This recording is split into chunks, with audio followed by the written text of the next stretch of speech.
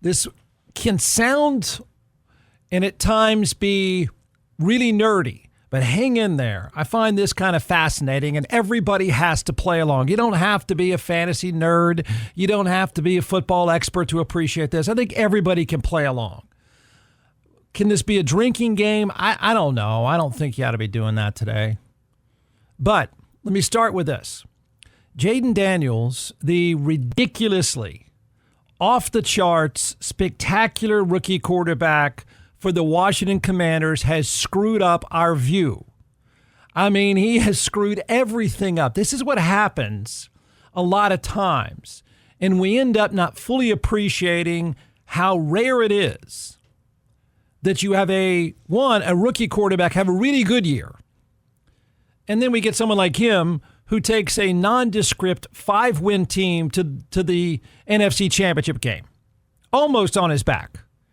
Just a freakishly amazing season. And trust me when I tell you this, and you'll understand why, he is a total outlier. It doesn't happen. I mean, it's off the charts. You don't see this happen.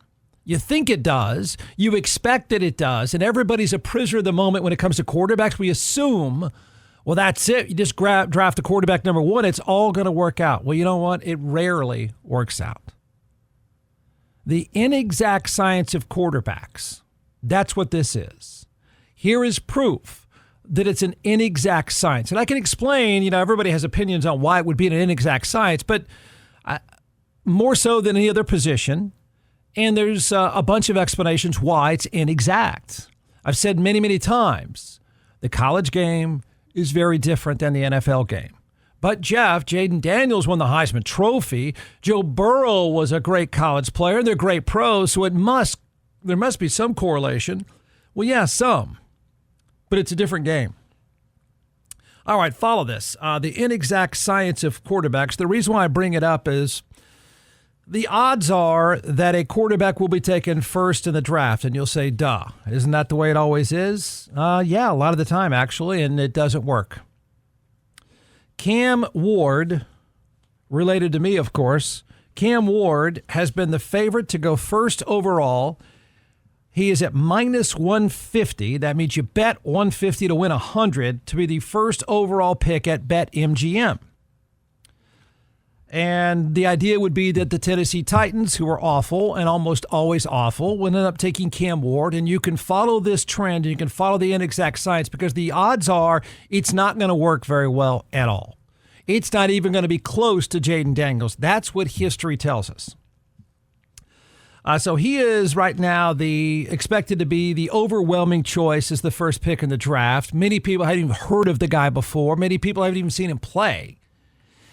Next up would be Travis Hunter, and then who's a two-way player for Colorado, who I think can play two ways in the NFL. I really do. Not every down, but I think he can play a lot. So then Shedeur Sanders is at 66-1. So it sounds like this guy is going to be the guy because the betting markets usually get it right. So let's do this. There's a way to look at this, and I'll give you a bunch of names. And everybody will have opinions. Everybody will have a reaction, and that's okay. Instant success. We'll just define that, okay? We're going to use the term instant success. That is rookie year stardom.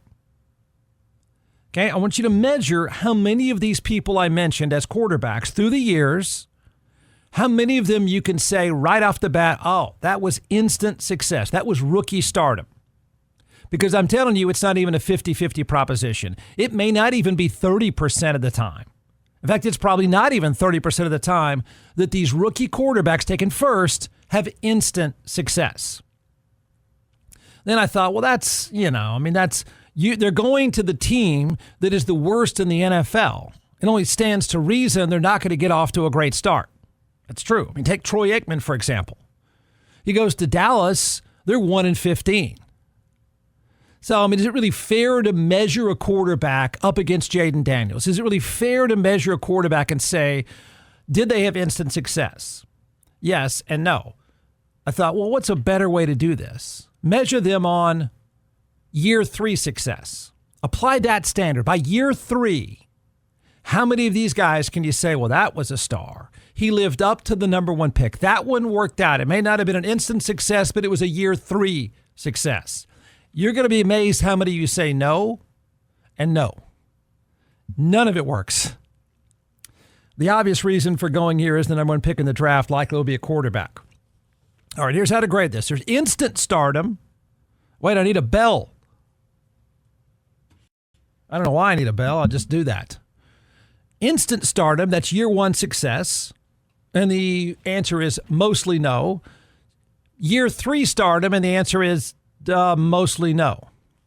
I will spare you all the nerdy stats, but here you go. USA Today, the Chicago Bears picked Caleb Williams first in last year's draft. Since 2000, 17 quarterbacks have been selected number 1 overall. Since 2017 have been selected number 1 overall. I can go back further than that, but that includes Bryce Young to the Carolina Panthers in the 2023 draft. He got benched. All right. In all but 5 NFL drafts since 2001, a quarterback has not gone with the top overall selection. Here we go. You got Caleb Williams last year. Would you say that's instant stardom, instant success? No. We don't know about year 3. Bryce Young, first pick in the draft. Would that instant stardom, instant success? No. He's been benched. How about 2021? Trevor Lawrence, instant stardom, instant success? No, mostly no. He got a new contract. He had a good year in there in year 3, but that's probably no and no. Then you get to 2020, and this one is an absolute yes and yes. Joe Burrow, instant stardom, absolutely. Joe Burrow, year 3 success, not even a question. Kyler Murray, no and probably no. He was the first pick in the 2019 draft. It wasn't a great start. Lousy team, as usual. Year 3 success, stardom, not a star. Not even a top 10 quarterback. Not bad. Baker Mayfield, that one's interesting. Now, there's quite a few of those. It's a weird path. The answer is because he went to the Cleveland Browns. Notice how many times the Cleveland Browns pick first. Notice how many times the Cleveland Browns pick a quarterback. And notice it always is a disaster. It never works. Year 1 for Baker Mayfield in 2018, it didn't go well because it can't go well. You're in Cleveland. And then year 3, nope. He's bouncing around from team to team trying to find a job. And here he is in year 5. No. What are we? Year 6, actually. 6.5. And he is an absolute star in Tampa Bay. 2016, Jared Goff was taken by the Rams. You forget that. Was he a star? I mean, instantly, no. Well, I don't know. He had a really good first year. Then you get Andrew Luck. Yes and yes, but he's been driven out of the game. Then you get Cam Newton in 2011. Yes and yes, he was an instant star. And yes, in third year, yes, he was a star. Sam Bradford, nobody remembers that. Sam Bradford had a really good first season and then absolutely disappeared. Matthew Stafford, yes and yes. Jamarcus Russell, easily, not even, no. Arguably, and not much of an argument, the biggest quarterback draft bust, fattest quarterback draft bust of all time. He was taken in 2007 by the Raiders. He had played at LSU, had taken LSU, I think, to a national championship. And he, I believe by his second year, weighed like 275 pounds. He was a full-on flame-out first year and third year, and then out of the league before I even get to year 4. Alex Smith, taken by the 49ers, no and yes. Carson Palmer, taken by Cincinnati. Yes and yes. David Carr, there you go. The first player picked by your Houston Texans, and the poor guy got his head kicked in. Sacked more than any other player in history, run out of the game fairly quickly. He was a no as a year 1 star and no as a year 3 star. Here's one you won't like. In the year 2000, the first pick in the draft by the Atlanta Falcons, Michael Vick. Michael Vick got off to a really, really good start. Remember, he played 16 or 17 seasons, even after being in prison. So the answer is yes and yes. Then you get some weird ones. Then the 1999 draft had the Cleveland Browns doing what the Cleveland Browns do. They picked somebody by the name of Tim Couch. That was predictably a train wreck. 98's Peyton Manning. 93 is Drew Bledsoe, who played for the Patriots, drafted by the Patriots #1. That kind of worked out. Here's Brandon's favorite from Illinois. Jeff George was taken by the Colts. What? Huh? Yeah. Yes, he could throw it a mile. 1989, the draft of 1989. Here is, you're going to hate saying this, here is a guy in year one that was a mess. Such a mess, Jimmy Johnson brought in a quarterback to try to take his place. Troy Aikman. They won one game his first year. The rest is history.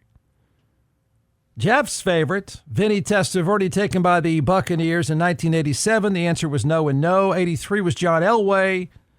Jim Plunkett, 71. Terry Bradshaw, 1970 from Louisiana Tech. You get the idea.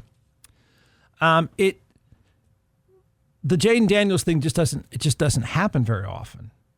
And very few of them, I said probably 30%, end up becoming instant success. Year 3 is probably 35, 40%. And what happens is, I don't know if it's more about the player or more about the organization. I'm thinking it's more about the organizations because you got guys like Baker Mayfield bounce around a few times. Jameis Winston bounces around a few times, finally gets in a reasonable organization, and you look up and go, wow, that's a really, really good quarterback. Baker Mayfield's a top 8 quarterback probably. So it's where you go, pretty much. So the idea is if you're betting money, if there was a way to project this out, probably the #1 pick at quarterback, which happens more years than not, teams talk themselves into the guy being better than he really is. Fans who paint their face are convinced you have to take a quarterback no matter what. It's your future, and it rarely works out. Hey, Austin, Rarely. Jeff Ward here, and I never thought I'd be in an accident and need a personal injury attorney. And then sure enough, less than a mile from my house, I was blindsided. I was injured. My world was turned completely upside down. I called DJC Law, and their team took care of everything. I got the best result possible. Don't just take my word for it. They have over 1,000 5-star reviews. So if you're injured, call 512-888-9999 and get your justice at teamjustice.com.